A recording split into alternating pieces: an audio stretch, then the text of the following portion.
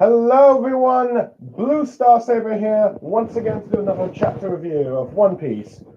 Chapter 1079, The Emperor's Crew and the Redhead Pirates, in which, if you can tell by the title, is that we're dealing with the Shanks versus Kid conflict. And boy did this chapter break the internet, particularly the fandom and the levels of hype. Let's see. Pretty much this chapter, as you can guess, is pretty much going to be dealing with mostly the Shanks versus Kid conflict. Will Shanks finally live up to the hype that has been building off him for 25 years since from One Piece Red movie and all that, since the first chapter, with him just only having a few appearances, except for his biggest role being in the One Piece Red movie, a non-canon movie, but we're just going to find out. Yeah. And what will happen with Kid and all that stuff. But yeah, will we also get any more? But also, will we get any more answers to what went on with last chapter with York revealing to be the traitor? Will we get a follow up to that? But yeah. And what else will we see? But yeah, anyway, 1079. But before that, we've got the cover to explain, and yes, last chapter was the last one with the Mads, with the Germa 66, in which Neo-Mads formation was the conclusion of that.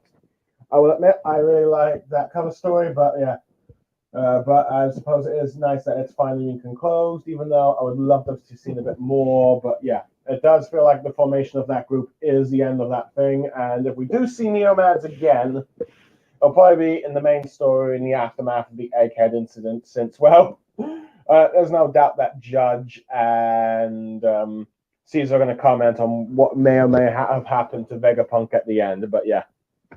But given the fact that, but I do wonder if the formation of this Neo-Mads group means that at least one of the Vegapunks is going to survive, just so that Judge and Caesar can have that conflict with him. But yeah, we'll have to wait and see. Anyway, the actual cover, it's a reader request by Luffy, with Luffy watering a lion by mistake instead of a sunflower, by Himurari from Tokyo, in which we see Luffy in a sunflower shirt, a sunflower field, and with a smiling sun, and a toad. Let's see, watermelon. Let's see, pouring a can of water on a lion whose mane looks like a sunflower. And he doesn't look happy about it. No, it's a little. I think that kind of like the sunflower theme that Oda has put there, particularly with like the shirt. Apparently, Luffy's favorite flower is the sunflower. But yeah, and I suppose it does sort of represent the whole sun god thing and all that stuff. So yeah, I'm curious about why the toad's there, but I guess Oda just something creative. I wonder if the reader is satisfied with the panel, with the drawing request he stopped for this cover. But yeah. Anyway, on to the actual chapter. Apparently, the chapter begins with hours earlier and all that stuff, where we reveal that York is revealing where we get York's plans revealed and all that stuff, and how she gave the orders to Sephram and all that stuff. As she ends up telling them that she's realized that the world government the problem with her plan is that the world government is also trying to eliminate her, not just Vegapunk. So she's telling the Sephram that she's got a plan of her own, and she needs them all to get rid of everyone out in the area. All that stuff. The only one that they're not allowed to kill is her, Stella, and the hostages from underground and all that stuff, which you hear all the Sephram say understood and all that stuff, but yeah. And all that stuff, and given the fact that she knows once these lot go cause a ruckus, then there's going to be like a who's who mystery and all that stuff, and like who gave the orders. So let's see. So in order to make sure they don't figure out it's her, she orders them because she knows she doesn't stand a chance of a fight against them because she's not as strong as them and all that stuff. So she gave a specific order to Snake to petrify her. Let's see, when she encounters her, and let's see, unpetrify her when no one's looking, all that stuff, which she understood. And she also warned them that there's certain places in the lab that they're not supposed to destroy. And as you then cut back to a Snake who is let's see, flying about, let's see, arguably possibly doing her next priority from what possibly that York may have ordered her to. And then, of course, you end up seeing, next we cut to like, we do see a bit of a certain panel of a certain part of the lab. Let's see, I believe the entrance there actually, but yeah. But then you see like an injured Centimaro sort of like looking up in the sky, and the more of those PX-3s marching off as you see civilians evacuating. But in the distance, you see a panel of the Blackbeard pirate ship and flag sailing in the distance, implying that at least Blackbeard himself or one of his crew members is sailing towards Egghead. Anyway, now that little bit of a summary of like that bit of Egghead that we got is cut with, we then cut to like fully to Elbaf at this point, where back to like the warland of Elbaf, where Kid is and all that stuff. Let's see, where Kid and Killer being shouted at by a bunch of Shanks' subordinate pirates, and which are by the names of Captain of the Puddle Pirates, Frogtails Riverton. Let's see, Captain of the Social Band. Let's see, Social Club Band Leader, Fugger the Adventurer, and Princess of the Bogus Pirates, Prui the Brava, and all that stuff. And after saying like doing a sort of feat that matches with their efforts, let's see, Riverton does a bunch of rivet sounds. Let's see, Fugger the Adventurer, while being an elderly man, let's see, coughing out his teeth and all that stuff while he's talking.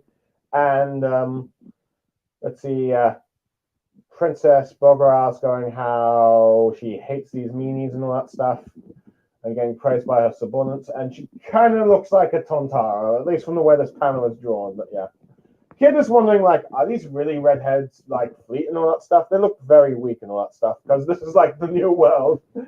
And though Kid does warn him that there are still some famous names among these pirate ships, but he has no intent to go easy on them, even if they are nobodies. So, yeah. But yeah, Kid is warning him not to get cocky, and Killer's warning Kid not to get cocky. But yeah. Anyway, Shanks orders his crew to stay out of the way, and they're trying to protest and all that stuff. And he says, "Well, I appreciate it." They're saying that move the ships and all that stuff, but as he's planning to leave and all that stuff. And you see some of the other members of the crew, the subordinate crew, saying, "Are you leaving already? But we just finally saw you and all that stuff."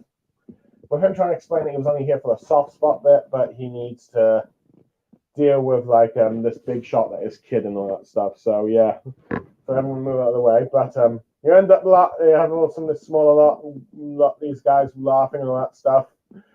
Let's see, and all that stuff. With them laughing about, oh yeah, because we are famous for being kind of weak and all that stuff. And they're saying, oh, well, they're saying not supposed to say that, but yeah. It's revealed that the reason why all these pirates and Shanks' crew, are weak, and they're mostly protected by Shanks' strength itself and all that stuff. And you get a little sort of a grandma using Shanks and all that stuff after he says that.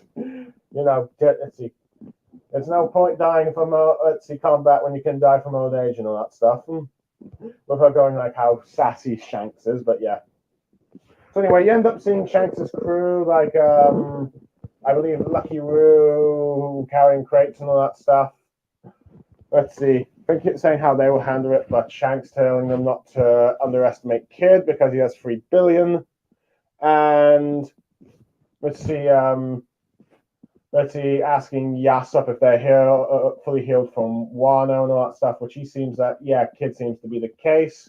But yeah, with then asking, let's see, other crew members, I believe, hold on, let me just, I believe this is the Doctor, Redhead Pirates. Damn it, the cookies are back, but anyway. I believe, hold on a second. Red Pirates. Let's see, I believe this one is Hongo, yeah. I believe who is apparently, from my understanding, the ship's doctor. Let's see. Oops. So many characters and all that stuff. Passing him like Let's see. As Shanks revealed that the reason he went to Wano is that he expected Blackbeard to be there, but Rat Hango just gives him Shanks like Kid's datum, which he notices that he's from East Blue and all that stuff, and the fact that he's been in quite a few scraps. With Kid wondering, asking Kid how many ships there are, with him saying there's at least, let's see, 9, and some of them have some wanted posters. But anyway, Kid then is saying that he doesn't really care and is getting and playing the big guns as he's getting out his pretty much his ultimate attack in which he used to take out Big Mom, the damned punk, ready to set on fire. With the members of Shanks Armada being shot, the fact there's a cannon and they're being pulled in and all that stuff, which is clearly Kid's magnetism. Anyway, and we end up seeing that Shanks has future vision and all that stuff as he sees a vision, as he's jumping, let's see, straight to fight Kid and all that stuff, telling the others to scatter the fleet, but yeah, and telling Dory and Broggy to assume positions, which they Ritzy more than happy to. And we see a bit of how far Shanks is seeing into the future as he sees those pirates, all of his armada being completely annihilated. Let's see, realizing just how extreme the damage is, as he sees that, as Ben Beckman says, he must have seen an ugly future, as the more of the future we see shows the ships being annihilated, but everyone seemingly being disintegrated. And from the looks of things, let's see, even maybe possibly the island behind them being burnt and all that stuff. Realizing just how dangerous Kid is if he fires his attack. Let's see, Shanks is just right in front of him, which shocks Kid. And Shanks uses Roger's move, the Divine Departure. Let's see, when clearly he's using Conqueror's Hockey as some of Kid's subordinates are being knocked down and all that stuff. And hold on, I just gotta try and see which, let's see, members I can see here. From what I can tell, I think one of them might be Mosh, but yeah, at least judging by the sort of panel and all that stuff, at least one of them might be, but I don't know, it's very hard to tell, but yeah. But Shanks does the Divine Departure and slashes Kid, destroying the damned punk. A massive slash to him and all that stuff, causing a huge explosion on the ship, and Kid is knocked down, with some of his subordinates being shocked and others being blown off from the ship from the looks of things, as Shanks walks towards Kid. And we see that not only Kid has been taken out, but Killer has also been taken out, as one of the crew seen he's trying to step in to protect his captain, but also got napped, and you see his mask being cracked. And it doesn't look, and despite being a smile user, it doesn't look like he's smiling, so yeah. And apparently, Kid's not moving, he's possibly dying. With then the two other main members of Kid's crew, and I think, let's see, one of the possible female members, from what I can tell. I believe its name, let's see, who is it? Emma, I think. I can't tell. Let's see, how is it? Emma a girl or a boy? Yeah, Emma, I think is yeah, it's a girl. You can never. It's hard to tell with some of the rock style get up for the Kid parts, but yeah, you got Heat and Wire. Let's see, telling Shanks that they surrender and don't kill their captain and all that stuff, and they hand over the road poneglyphs to him, though I can't tell if he's taken them. With I think one of the Shanks' crewmates telling him to jump over here at possibly Rockstar. As Shanks jumps, the other members of the crew end up looking. I think the particular pirate that notices what the Dory and Broggy are doing is the one by the name of I think is it Bog? I think it's UK. Yeah, which is from the UK. Yeah, because I'm British, but yeah. Let's see, he's being shot by what the giant's about to do, as Doggy and Broggy end up laughing and saying how tiny humans, saying if you want to put your guns at someone's home, be expected to get what goes around comes around. As they use the move Haku Sovereignty, the same attack they used in Ogana to help the Straw Hats escape that giant fish at the end of the arc, destroying the ship, splitting it in two. as it falls to the ocean, and the narration goes, at Elbaf in the New World, the 3 billion bounty pirate, Estes Kid, and his kid pirates were destroyed. Or depending on which translation, annihilated, eradicated, blah, blah, blah. But that ends the chapter with Shanks' cold, dead stare. Oh boy, what a chapter. If you're a Shanks fan, this is no doubt going to be like an 11 out of 10 for you. If you're a Kids fan, this is going to be a 0 out of 10 probably. Or 1 or 2 at best, but yeah. But first, Egghead stuff. Okay, I will admit, let's see. So we learn here this chapter that York has figured out that, and we've got confirmation that the world government is in fact trying to destroy her, and she does realize this and all that stuff. She realized that, let's see, it's not a ruse or anything. It is actually, they are trying to get rid of her as well, which makes sense. I believe I did predict that this, they were going to also get rid of her. And she just, the thing is, I was wondering, did she realize it? And clearly that's the case. And so she's come up with another plan. I do kind of like how when she's talking, she's eating a piece of meat while discussing this, because of, well, your and desires or greed, depending on how you translate it. But yeah. So we pretty much get the explanation about how she wants them to run amok, and we learn that they're to kill everyone except Stella, herself, and the hostages. So clearly, at the very least, my guess is if she's got the hostages alive, she is going to try and use them. My guess is she might try to use them to bargain with the world government to accept her demands of becoming a world noble.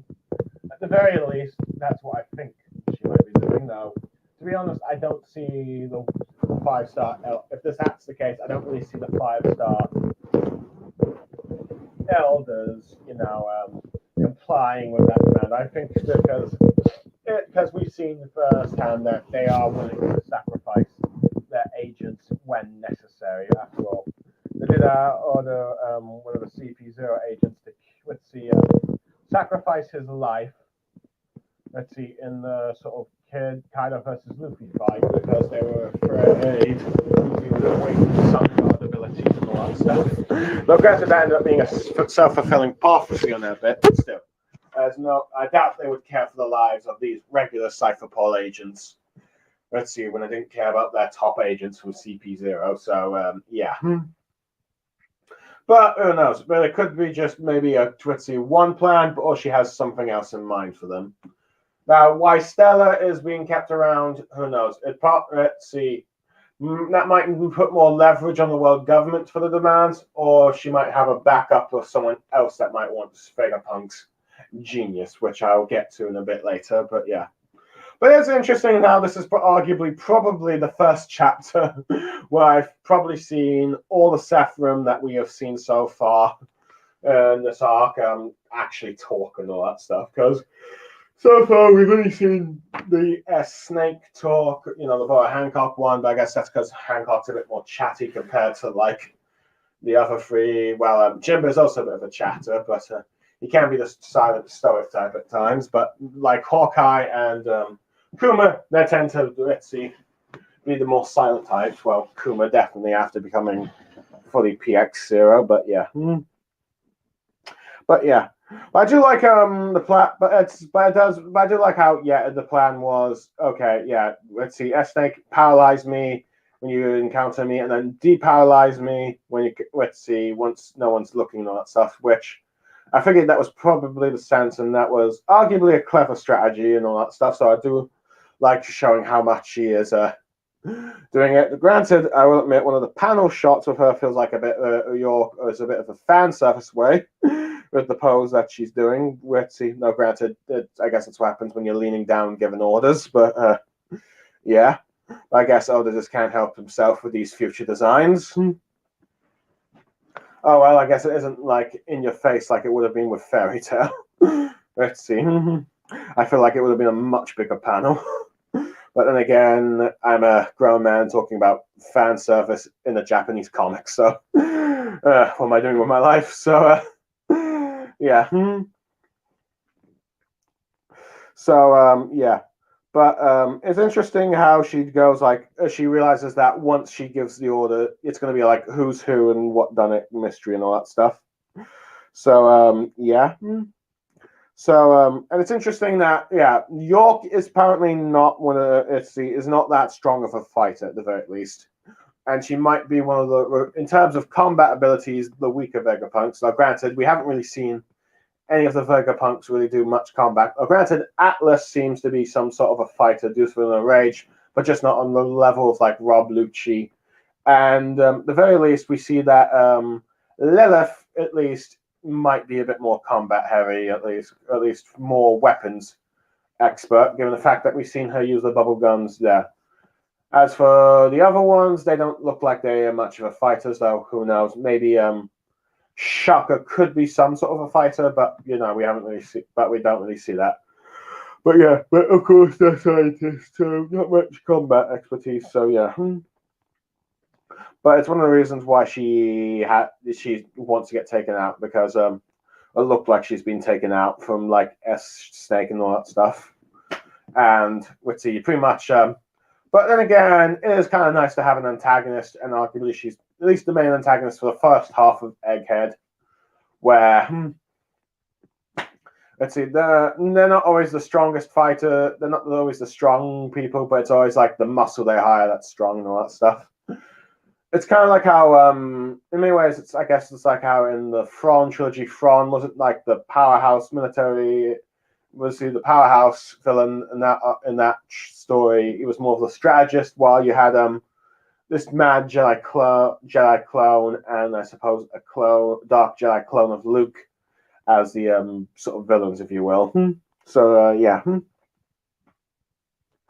So but yeah. But it's interesting that there's also a part of the lab that she doesn't want destroyed. I'm not sure if that's it's clearly some sort of important bit of the research. Now, what it is, it could be some devil fruit research, more maybe blueprints to more Severum, or maybe something else that a Vegapunk hasn't got yet, or maybe possibly even Ritzy Punk Records itself, as given the fact all the satellites should be connected to Vegapunk's brain and all that stuff. So it's very possible you destroy that brain. Let's see, all the Vegapunks die, including her. So it'll be interesting to see what happens. If that is the brain, that might lead to more to her. Let's see, that video Mr. Moji did, I saw, where Luffy destroys Punk Records, and that gives information to the world. Somehow that, okay, the world government's dirty deeds, but yeah. But it seems that Snake is on the move now. Is it really possibly to destroy other enemies, or maybe go to that place and protect that location she doesn't want destroyed, or maybe go to let's see York, which I think would probably make sense that she would want this Seth from there, because this one is the ability to probably turn everyone to stone, and she probably thinks that everyone would probably think her cute.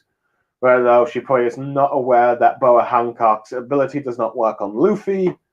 And if I had to guess, possibly Chopper herself, because it might be very much that S-Snake is going to be fighting Robin's group next, but that's just me predicting.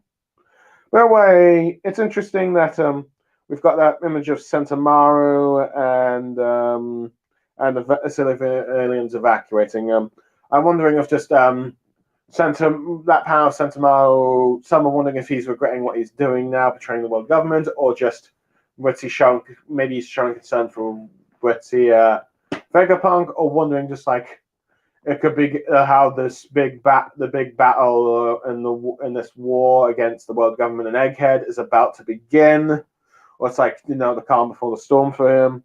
But we do have, like, at the very least, we know that the Mark III seem to be in position. And let's see, it seems that all the scientists did actually find the ship. So that's interesting, because it seemed like Cypherpole destroyed all the ships, or at least they said they did, but it seems like that was not the case. And they're all evacuating. Now, will these civilians get out in time? Who knows? I mean, Oda, at the very least, doesn't tend to try and kill innocent civilians in the main timeline when he can, but we'd see if it was a flashback like Orohara, yeah, that would be more likely, but here, who knows? But who knows? But it could still end up happening, just to add tragedy. I mean, this is the final saga, and he just apparently just, and it was at the beginning of this arc, or at least in its second or third chapter, destroyed. Let's see, the Lucia Kingdom. So yeah. But interesting, the ship. But the fact that we got the Blackbeard pirate ship, Ritzy confirmed to be here, has led to so many people wondering and theorizing what's going on. Like, who amongst the Blackbeard pirates has showed up? Has Blackbeard defeated Law and now coming here? Which seems a bit quite quick, but it's like someone like, oh no, we've seen Law being defeated off screen, or is it someone else from the crew and all that stuff? Because I mean, like before York was revealed to be the traitor. Let's see. Some of Blackbeard's officers were thought to, be here. I believe Blackbeard pirates. I believe Shiryu of the Rain, and I believe the other one is hold on. I believe Katerina Dovran. Because of her shape-shifting powers and his invisibility fruit. Now, granted, they might still be on this ship. Now, they might not have been the ones behind the whole York thing, neither the whole evil Southern thing, but or the Vegapunk brain punk gets a mind of its own thing. But those two might actually end up showing here, because at the very least we know that Blackbeard. Besides Blackbeard, you have Jesus Burger, Fan Auger, and Doc Q with Stronger, all fighting Law and his crew. But you have Shiru, Avila Pizarro, Lafte, Captain Adolfo, Sanjin Wolf, and Fisker shot. Pretty much about 6 of the remaining 10 Titanic captains. And, well, there's also this unknown 10th one that we still don't know yet, coming aboard and all that stuff. Though some have theorized that Aokiji might be it. They might all be here and all that stuff, unless, and you have another section trying to go after Kid and all that stuff, because I think some theorize that Blackbeard sent members of his crew each to where the Straw Hats were locating, but it could be wrong. But yeah, because the Blackbeard pirates seem to be scattering about, searching and just getting devil fruits and other things they need, like the poneglyphs, against to complete Blackbeard's goals. But yeah, but I think what many people are theorizing is that Aokiji is here, and part of me did wonder that, myself included, because I did wonder if at some point maybe the Blackbeard pirates arrive and it's possibly Aokiji, and we could get a bit of a sort of Aokiji versus Kusan fight, which will be epic. I mean, we're probably never going to see the Akainu versus Kusan fight, or maybe if we do, only like a brief panel of it in a flashback. But it's the fact that we're going to get like the Ice Admiral versus the Light Admiral in like an epic clash. So yeah, it'll be like 2 Yonkos clashing, but more of like Admiral scale. But yeah, so yeah, we know Yonko are technically stronger than the Admirals, but still. But yeah, or at least Shanks is stronger than the Admirals. But yeah, and all that stuff. So yeah, that would be pretty epic if that fight is actually going to happen. Now, granted, I'm still under the impression that Luffy might still be trying to fight Kizaru, but if Aokiji is there, it could be a 3-way battle between Luffy, Aokiji, and Kizaru, and it's like 2 enemies that Luffy has been defeated by. He starts fighting and maybe even beats them, or at least damages them quite significant that he's able to escape. But yeah, we'll have to wait and see. We still don't know exactly what's going on, but it seems like the battle between Straw Hats and the defenses of Egghead against the Marines and Saturn and all that stuff, led by Saturn and Kizaru. Instead of a 2v, it's battle between two forces. We're going to have a three-way battle at the very least. Could there be more forces? No, but yeah. But it seems like the Blackbeard pirates at least going to have a big involvement in this incident. Now, anyway, on to like let's see what I think about the thing. It's interesting the fact that Shanks' fleet is actually regarded as very weak and all that stuff, especially when we first see these three captains, where Kid is like, Togus, Riverton, Fugger, and Pura, and all that stuff. So, yeah. They all seem to be weak and all that stuff. So, yeah. Let's see. These are probably not what people usually expect from a Yonko crew after seeing the likes of Whitebeard, Blackbeard, let's see, Kaido, and Big Mom's crew. They're all really powerful pirates or powerful fighters that some of those, top officers could be pirate captains on themselves. Like,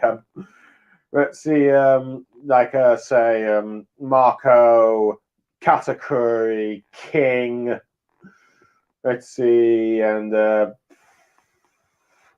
I guess even like Shearer of the like Blackbeard subordinates, but yeah, they could be all captains of themselves and all that stuff. So yeah, but here, or at least even their allies, are at least powerful pirates, like some of the members of the Worst Generation, former warlords and all that stuff. But yeah, New World captains or even former members of their crew. But yeah. So it's interesting to see how, but so there's these comical ones that I will admit. My favorite is probably Fugger the Adventurer, because he's just like an old man with dentures falling out. Frogtail's Riverton, well, apparently he might have more of appearance of the frog due to the speech panel and the little panel he does have. I don't really see much of the frog features except his face, but I guess we'll have to wait and see the anime do the full-on shot without like all the panels and that's the intro bubble. The princess Pura is interesting because apparently she's from the same kingdom as Cavendish, and if she's an actual princess, it might mean that she is related to him, since in the cover story it's revealed that he was a prince that was so popular that they forced him to leave the country because none of the women would marry, because they all wanted to marry him and all that stuff because of how handsome he was. But yeah. But it is interesting that these lot are weak, and Kid is kind of like shocked because it's probably like what many people's reaction is like, aren't Yonko crew supposed to be strong? Though Killer does say that some of them are famous and all that stuff despite that thing. But yeah. But it's interesting that apparently Shanks' fleet is, well, weak, and it's actually more of just his strength alone that is protecting the crew. Which on one hand makes you like oh, these guys would be useless in a pirate war and all that stuff, like I say, a raid of only machine or like a Marineford battle. But the fact that his fleet is regarded as so weak just shows you to the level of strength that Shanks and his own crew by themselves have as a figure and all that stuff. The fact that all these lot rely on his protection and all that stuff in order to survive the New World. In many ways, this does ring to the fact that the SWAT law said that the only way to survive the New World is to either oppose the Yonko or join them. And for these lot, it's like join Shanks and all that stuff, or at least be on his banner. But it's interesting that there's so many of them that they've all haven't actually met him, but regardless, but due to his protection of them, it's like they respect him. And he's like the big boss, the chief, and all that stuff. And it does seem to match more of his Yonko stats of being a big boss that protects his turf and his subordinates and all that stuff. So, yeah, it's sort of interesting to see that. So, yeah. Let's see. So, yeah, but Shanks, appreciates their wanting to fight for him and all that stuff. Given the fact he knows how strong Kid is, realizes that these lot wouldn't stand a chance, so he tells them to stand down, and even when they're all cuddling and cozying him, trying to step down. I do like how one of them seems to be got to look like a robot or maybe some sort of instrument thing. I wonder what the story behind this guy is, but yeah. But yeah. But I do like how some of them just laugh up for the fact that, okay, yeah, they're weak, so we'll let Shanks handle this. But yeah. But I do like how Shanks even has some sass with him, particularly this old agey. Let's see, lady. Maybe I think maybe her. Let's see, age is actually Ollie and all that stuff. But she's like, Shanks has some sass. But I'm assuming at least from Kid with like the bounties, some of these pirates, given how some of them are very old, were probably maybe were powerful pirates in their prime. But given the fact that, as we saw with Dark Rayleigh, if the world government says once you're a pirate, you're always going to be a pirate and a criminal to the eyes. And it doesn't matter if you're an old person now, you can't retire. You'll always be treated as a criminal. So Shanks is looking after the elderly. So props to Shanks for that. Who knows? It could also be he's also looks after like in many ways Shanks is like sort of like you can really tell it like shows his character like let's see. He'll protect the youngsters for the new generation from those who try to destroy them before they're ready to have their prime. And he'll protect the elderly who cannot really protect themselves. So yeah. But it is interesting how when he's having his crew prepare to fight Kid, let's see, and even though they are confident by themselves to take on Kid, Kid. I do like how Shanks is like saying, don't underestimate don't underestimate Kid. I mean, after all, he is worth 3 billion berries, and he did help take down the Yonko technically. So yeah, so yeah. And he does, and Shanks is a firm believer in the youngsters growing and all that stuff. But yeah, and I do like how he seems to also have a sort of honor side, a gentleman thing side. It's like asking, is Kid, let's see, is he fully healed from Wano? Because I guess he doesn't really want to take down a wounded opponent and all that stuff. And he gets that confirmation from Yasop that he seems to be in good health. But it's also interesting that we finally get an explanation on why Shanks was actually in Wano. Many people were like, okay, did he only show up just so they could do a promotion tie into like the One Piece Red film? Though, granted, I do think one of the reasons he also had him there is to show off a taste of his hockey ability against an admiral and all that stuff. And to get the admiral to leave without him directly fighting Luffy and all that stuff. So, yeah. But it's interesting that he was also up in Wano because he figured that Blackbeard would come in there to take the spoils of war. Let's see, either come into the battle and take down Kaido and Big Mom after Gritty been wounded from the fight, or like the worst generation after they've won the fight. So yeah, because that does sound like a move that Blackbeard would do. We've seen him do that in Marineford, but it seems like Blackbeard was a step ahead of him and instead decided, you know what, I'll wait until the worst generation has split up into 3 different directions. So yeah, so in some ways, I do like how Shanks has got a great grasp of like what kind of moves Blackbeard will make, but it seems like Blackbeard is also playing 3D chess against Shank, realizing that he's probably following me, so I need to wait a bit and then target one of the worst generation, which of course ended up being Law, which, let's see, from this chapter, he seems like he got he got the probably the lesser of the he probably got the easiest of the 3 options right now, depending on how you see it. Given the fact that Luffy is dealing with 100 marine ships and an admiral, though granted, in terms of power level, Luffy might have more of the better advantage, and rather than against either Shanks or Blackbeard, as I think we all know, Kizaru is probably weaker than them. But yeah, at the very least, yeah. But yeah, Luffy's might be starting to get pick the lucky straw, really. But yeah. But it is interesting how he tries to get data off of like Kid instead. Checking him out, like, okay, South Blue. I think, let's see if I recall, Shanks is from North Blue. I gotta just check that first. Let's see,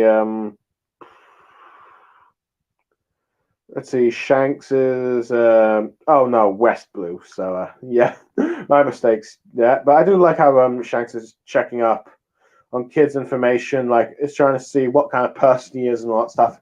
I wouldn't be surprised if he's like, okay, is he maybe a decent person like Luffy, or is he like a very person, or is he a bad guy, or is he a really bad person? Given the fact that he looks about how Kid seems to have been in quite a few scraps. Now, it probably might be like, okay, civilian casualties, or maybe even fighting other Yonko crews. But yeah, but it is interesting how yeah, Shanks would be trying to learn about everything he can from Kid because, well, he didn't fight Kid last time. That was Ben Beckman. Anyway, at the very least, we know that at least 9 or more ships are there. Let's see, amongst the fleet that's out there. But yeah, but of course, Kid doesn't really care regardless, despite Killer's warnings. Let's see, to not be to be careful. But yeah, but interesting. I do like how it seems like okay, but it's interesting that you can see to show just how serious Kid is doing this. He's getting damn punk out and all that stuff. So yeah, his pretty much strongest attack straight away. And despite the fact that we didn't see it, actually fire, let's see, due to the so we did get to see it thanks to Shanks's future vision, and it's interesting. It seems Kid's got at least some sort of improvement of it as he's able to see from the future vision, able to do multiple fire attacks on it and all that stuff. So yeah. Well, Kid got one-shotted sadly in this chapter. Well, if you're a Kid fan, I think you can at least take the notion that Kid's Dan Punk was so powerful it just forced Shanks to speed in, and the fact that it could decimate an entire fleet, and maybe even destroy parts of an island and all that stuff. But yeah, and annihilate the crew. So at the very least, that it's not that Kid's weak. And in fact, this future vision shows that he's strong, so strong he could take out a pirate armada, regardless of how weak or strong they are, by himself in a matter of 10 seconds. It's just his opponent was Shanks, and it's clear that Shanks is like with that, and thanks to this chapter, we are confirmed that Shanks can see into the future like Katakuri, maybe even more so than Katakuri. His future vision is even better than his, probably. I wouldn't be surprised because, well, Yonko. But the fact that he saw such a grim future is that, let's see, if there's like his fleet being destroyed and sink into the ocean, and maybe like much more damage to possibly the island itself. That, let's see, Shanks is clearly using probably his most powerful attack. And we've got confirmation that at least Shanks's fighting style is in fact the same fighting style of his probably mentor and maybe father figure, Gold Roger, using the Defined Departure. And yeah, the same move that he used to take out, Roger used to take out Odin, which, let's see, but it seems like Shanks's move might actually even be more powerful than Rogers, or at the very least, Odin might have more endurance than Kid because Kid gets taken out because of how Kid gets taken out in one move. I mean, anyway, I think everyone expected that Shanks was going to beat Kid. I think everyone knew that. The only question is, would Kid take out a good fight? At least would he land one hit? But it's not even that. Shanks pretty much one-shotted Kid. In many ways, this is probably the biggest one-shot in a fight since Luffy knocked out, Bellamy and Jawa, if you ask me, or maybe even Whitebeard destroying that giant in just one hit and all that stuff after Orz's defeat. But yeah, but this is arguably the biggest. But anyway, but this one shot probably just surpasses all, just because Kid is using his strongest attack that.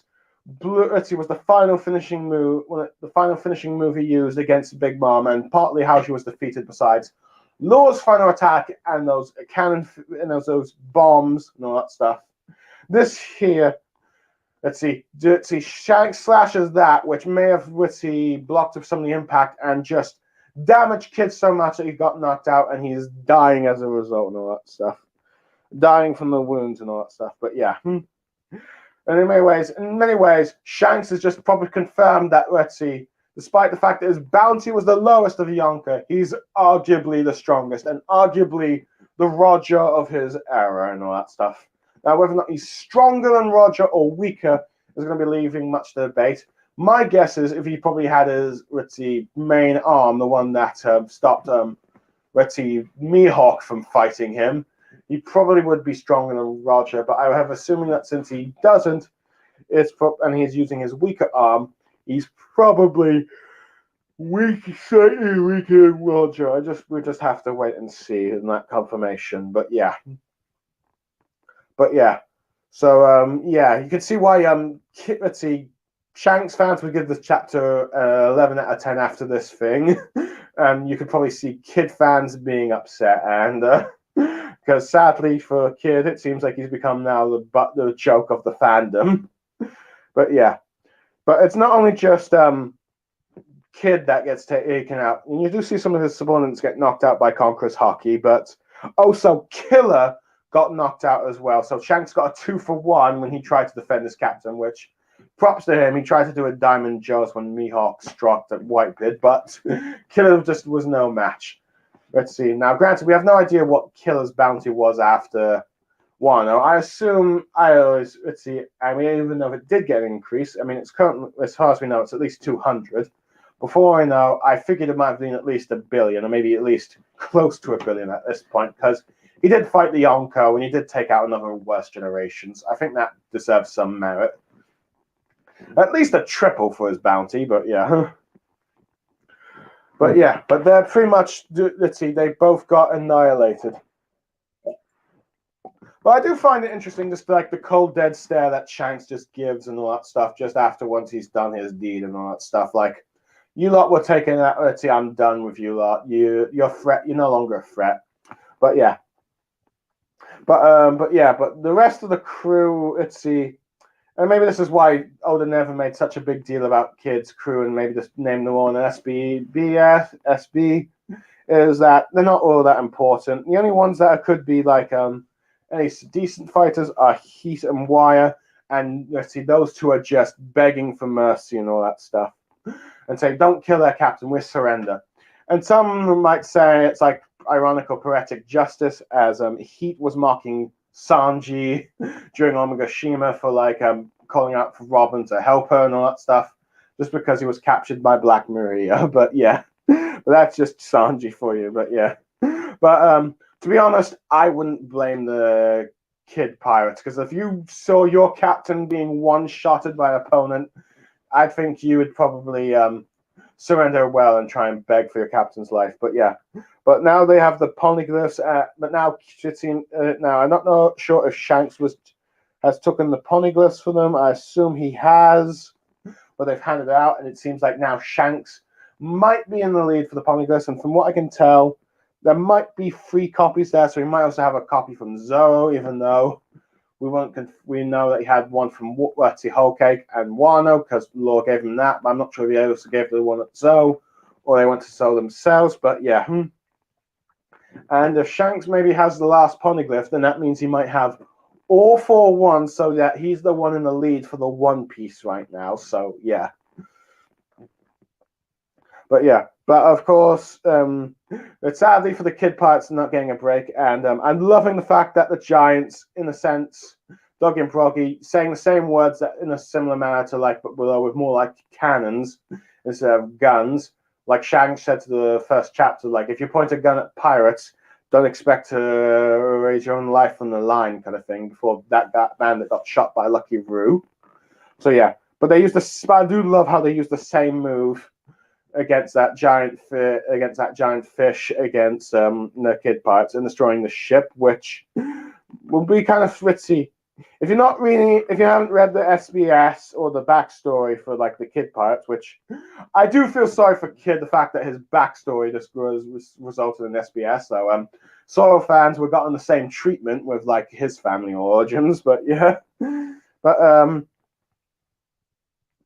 let's see, but their ship, I believe the Victoria Punk, which apparently is named after Kid and Killer's childhood crush, has been destroyed. So if they survive and wake up conscious from this, they'll probably be devastated that that ship that was a momentum to their former flame is now completely gone and all that stuff. So yeah, but But yeah, it's completely destroyed, and now, and it's like, and also the fact that the narration is very similar to like what happened to the Straw Hats on Shadow Obi, as you see the Kid Pirates sinking down and all that stuff. Now, is this the end of the Kid Pirates? I don't know, but yeah. But given the fact that, but yeah, this is like a huge win for like, but to get more into that, this is like a huge win for like, let's see, the Redhead Pirates, because, well, it's like for those that are like Shanks fans, because after 25 years, barely appearing chapters, hype up moments, at best, you've only seen him go in defensive formations, like blocking, let's see, Whitebeard's attack and Arcayuna's attack. You never see him going directly in a fight, except for the One Piece Red film against Top Musica and all that stuff, where you see him team up with Straw Hats, all that stuff, though, granted, one in the real world and one in the dream world, but still. Let's see, which gave you more action of the Red Pirate parts than anything, but here you finally get Shanks doing an actual move and actual fighting, and not one of the made-up moves that you saw in the Red film, but it's that fact that, okay, he's got Roger's fighting style, so yeah. So you see here that, and not only that, he defeated a pirate with 3 billion bounty, which I wouldn't be surprised that afterwards, when the news breaks out, which will probably shock the Straw Hats, given how strong they know Kid is, though I think Luffy wouldn't be surprised because of how strong Shanks is, but yeah. But the fact that, let's see, to the world, one of the 3 members of the Worst Generation that took out Big Mom, or at least one of the 2 pirates that did specifically took out Big Mom, got one-shotted. I wouldn't be surprised if Shanks' bounty got into the 5 billion and all that stuff. Now, it's not... But yeah, from my understanding, Oda really does love Shanks. Apparently even wore Shanks' shorts during an interview, from what I've been hearing. But yeah. But this chapter probably, let's see, in a sense, delivered, but also only just gave you a hint of Shanks' strength by the fact that he one-shotted Kid. Now, is Kid done for? Personally, I don't think so. I think Oda will have Kid have some form of comeback, but I don't think he will probably ever recover from the eyes of most of the fandom. Well, granted, those that always hated him or mocked him will probably continue to do so regardless. But it seems like this chapter's confirmed to them. Though I do think they're at the very least, let's see, to give some to Kid's credit, it's not that he's not weak. I mean, he's strong. He did help defeat a Yonko, maybe not by himself, but he did defeat Big Mom, and yeah. But yeah, but even though I think after this chapter, everyone says like Shanks is indeed the strongest witty character in the series alive right now. Only probably either Blackbeard, and eventually Luffy could rival him, and maybe possibly Emu. Let's see, who knows? I wouldn't be surprised that if Blackbeard's not the one to defeat Shanks, it might end up being Emu, but we'll have to wait and see. It really depends what Oda really wants to do in this final conflict and all that stuff. And to be fair, having Emu defeat Shanks would sort of build up the hype of just how powerful a villain this is. But yeah, but this is indeed the sort of Obi-Wan, the Qui-Gon Jinn, the All Might, if you will, of the One Piece world. At least for like the great mentor figure for like let's see, the wizard, if you will, for like the protagonists to eventually surpass and all that stuff. So like, but yeah. Let's see, but yeah. In many ways, it would have been very interesting to see Big Mom and Kaido try to take on Shanks. But yeah, but it's interesting because I always assumed because of the bounty thing, but then again, it goes to show you that you should always take bounty seriously, that Shanks was probably the weakest of the Yonko, but in fact, he's probably arguably the strongest. But yeah. But yeah. But going back to Kid, but yeah, it's not like he's weak. It's just that he's against, Shanks. And unfortunately, one-shotted. Granted, part of me was kind of hoping Kid would at least put more of a fight, at least. But I can understand why this was done, to just show the hype of Shanks. But it seems Kid's reputation has unfortunately been damaged and maybe never really recover. So I've seen some people lost faith in Kid, and if they say if he doesn't have a comeback after this, let's see, it's done with done with Kid and all that stuff, or like what was even the point of him? But yeah, I guess that's just due to the fact that due to disappointments of expectations with Kid. I mean, when the pre-time skip happened, we expected him to be the main rival for Luffy, even the Whitebeard of his generation, some thought. But Law got a lot more screen time due to the Dressrosa saga, obviously with Punk Hazard and Dressrosa arcs and all that stuff. So we got more time to spend time with Law, and Kid was more in the background, forming a pirate alliance, getting defeated by Kaido off screen, and also losing, apparently being beaten out of Whole Cake by Big Mom, and of course being seemingly beaten by Kaido and all that stuff. But yeah, look, to be fair to Kid, he did actually wound one of Big Mom's commanders. Didn't actually defeat them, but wounded enough and actually stole a poneglyph. So I suppose give Kid that, and did take some of Big Mom's subordinate ships out. So I don't think it's weak, but I think it's the fact that we saw more of Law and what he can do, taking out, two of Doflamingo's top officers, even damaging Doflamingo for quite a bit. But and all that stuff at least. But Kid, most of his accomplishments or defeats, if you will, were mostly done off screen. So that gave us sort of like, oh, Kid's weaker and all that stuff. But I think Kid was shown to be strong and all that stuff. Will admit, I do wish we got to see a bit more of Kid. I mean, at least there's some victories, or at least being the. In many ways, I wouldn't mind if Big Mom had another Yonko commander that was taken down by Kid besides Mad Monk Oog against Snack. Though I wouldn't be surprised if Mad Monk says that Kid's damaged Snack so badly that it made it much easier for me to win. I wouldn't be surprised if that was the case. But who knows? But we'll have to wait and see. But yeah. But of course, Kid, did have that victory against Big Mom. And Fritzy did take out a few other Fritzy smiles and users, I think. But yeah. But I will admit, it's not looking back good for him right now with a one shot. Now, let's see. And the fact that he's lost all his polyglyphs means that it seems like he's out for the account with the whole, fight for the One Piece. Though, granted, and also the fact that his crew seems to be destroyed and all that stuff. But I wouldn't be surprised if some of them survive because, well, One Piece, at least. Granted, I think only 20 members are named, but there's apparently a total of 30. So I wouldn't be surprised if some of his no-name crew members are actually dead. But yeah. Now, if Kid does end up surviving this and has still got a role in the story, let's see. I do wonder how this will affect his character because I still think he might have a part to play and all that stuff. But yeah. But let's see. At the very least, I think this might go to sort of character growth for a Kid. It might contemplate his own strengths and weaknesses. Maybe even think about how his reckless actions not only got him humiliated against Shanks, but lost him his polyglyphs, his ship, and even maybe some of the lives of his crew members. Perhaps this will make him think more straightly. In many ways, perhaps maybe reflect like kind of how Luffy reflected after Daha King Rayleigh advised that perhaps maybe he would need to train a bit. And I wouldn't be surprised because, well, Kid is supposed to have, Conqueror's Hockey. And perhaps if he used something like that instead of his damn punk, Shanks would have gone straight away to annihilate him.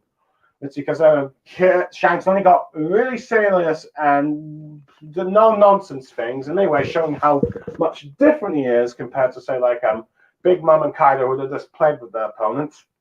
He wasn't going to let Kid destroy his fleet, so he just take him out as quickly as he could. But I wouldn't be surprised that if Kid is thinking, okay, I've been charging into recklessly, perhaps I need to think. Perhaps there are other ways I could do fighting, and perhaps maybe I need to improve my hockey because, well, he does have Conqueror's Hockey, and I do kind of want to see him use it. Now, if he's still alive, he'll probably still be on Elbaf somehow, and when the Straw Hats are on Elbaf, what he will do, who knows, perhaps start fights with the Giants, maybe try and pick a fight with Shanks again, or maybe try to do it more tactically, or maybe like in a desperate attempt try to take Luffy's polyglyphs. So he'll probably fail and lose. Or he might realize that, at the moment he's not strong enough to take down, but he needs to improve his strength. At the moment, we'll probably try and prioritize taking over opponents to get stronger like himself. I won't be surprised if he does play a role in the final war against the Marines. Who knows? But it seems like if not, he might just end up being regarded as the Gecko Mori of of his generation. One of those pirates that got so close, but now got annihilated. But yeah, granted, at the very least, it seems that if you're not a Yonko, at least if you're not Luffy, Blackbeard, and Shanks, you're not to see everyone else is not being a contender for the One Piece. So that might mean that Law himself might be taken out soon. Now, whether it's going to be off screen or we're going to see a bit of it remains to be seen. But yeah. But I'm kind of hoping at the very least we see more of Kid, because it'll be a damn shame if this is how it goes. Because you already see how it's already been a meme about how half the fandom seems to mock him. I still remember that one where they did the same meme of mocking apparently Sakura, unfortunately, when she said she finally caught up to like Naruto and Sasuke. But many, of course, didn't believe that because of just how little panel time, the fights, and the fact that whenever she did get like epic a moment to fight was undermined by a moment afterwards. But yeah. But I'm still thinking that Kid can recover. Now, overall thoughts. I'd say this chapter, if you're a Kid fan, if you're a Shanks fan, you're probably 11 out of 10. Kid fan, probably a 1 or 2 out of 10, or even 0. For me, I'd probably just do it like I have mixed feelings. I do think like about the whole. Because part of me kind of wanted to see Kid do a little damage against Shanks or even his fleet, even his subordinates. But given the fact that Shanks one-shotted him and all that stuff, let's say that didn't happen. But yeah, overall, I would give it a 10 out of 10. Not just for the fact that you got some explanations of like, let's see. Okay, well, I might have a minor nitpick about a certain panel shot. I do like York's plans explained, realizing that the world government's also targeting her life and how she's going to try and counter it with like the Saffron project and all that stuff. The threat of Blackbeard arriving, or at least some of his pirates arriving, and civilians evacuating Egghead. In many ways, this is arguably the first chapter in quite a while that no Straw Hats appeared except for a cover reader request, or the closest you get is a clone of Jimbei. But yeah. But it's pretty much solely focused on Shanks deliver the fact. We learn quite a lot about this fleet, how it's weak, and the only allies it seems that is actually strong in his crew is the new giant the giant warrior pirates with Doggy and Broggy. Besides, it's just only his crew. But yeah, and just seeing how strong he is by taking out the kid and killing one shot. Roger's fighting style, getting the poneglyphs, and seemingly destroyed the Kid pirates. But let's see, we'll find out whether or not they recover and all that stuff. But for now, let's see. I'm Blue Star Saber signing off. Thank you for listening in or if you watch this video at some point. I hope you enjoyed what I had to say. But for now, I am Blue Star Saber signing off.